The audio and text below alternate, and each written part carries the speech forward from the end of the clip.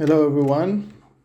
Let's talk today about how to add groove to your music or to your Psytrance progressive music. So, first thing, the first most important thing is probably note placement and the space between the notes. Obviously, I don't know, maybe for some people it's not so obvious, but just choosing the right noting. For example, this bass, just putting it in a certain order that has some space and creates some kind of groove. And another example is like taking like small hits and just placing them in the right order, in the right time, and creating some kind of sequence that has a lot of space usually, because then it kind of bounces, the sounds bounces off the silence or something like that. The second thing, one of the most important things in Ableton for me at least, is the groove function. So you can open here the groove pool, add some, like when you browse the groove menu, you can choose from a lot of different grooves, and then you can apply it to your MIDI channels or your audio also. Also, you can also take whatever audio, whatever thing, and then just extract the groove and use that as your groove. But here, for example, I chose two different grooves and I used both of them separately on different stuff. For example, the bass, without the groove, without the swing, it will sound like that. Much more rigid, much more stiff and just straight. And with the groove, basically what the groove does, it takes some of the notes and moves them a little bit so it won't be 100% quantized, and creates some kind of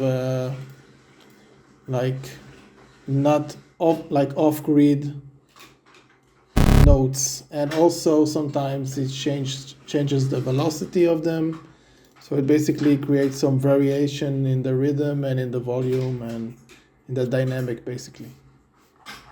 So with the groove, after choosing my grooves, I pretty much use it on most of the sounds, because it will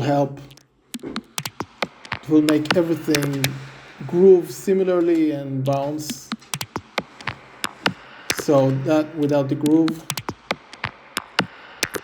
very straight; with the groove, much more funky.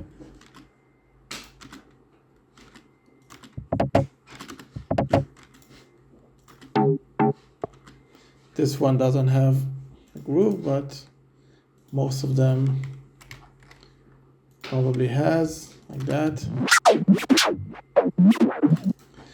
Drums, super important. Sometimes you can have some stuff groove and some stuff stay straight, and this will make some interesting contrast. But sometimes if you have some drums grooving and then some are like straight without the groove, it can clash and have some weird phase between the drums, because they don't really sit together.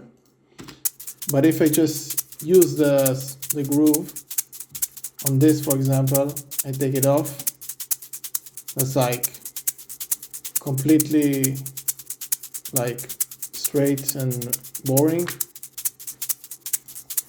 And with the groove, much more interesting.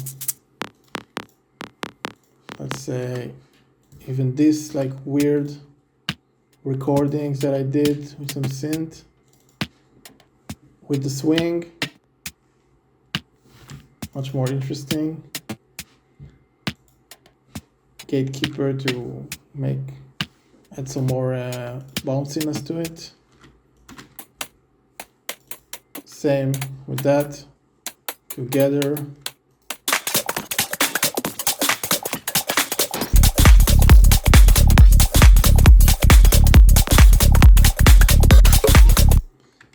So yeah, this is pretty much it. As far as groove, just finding the right spaces, not over adding sounds.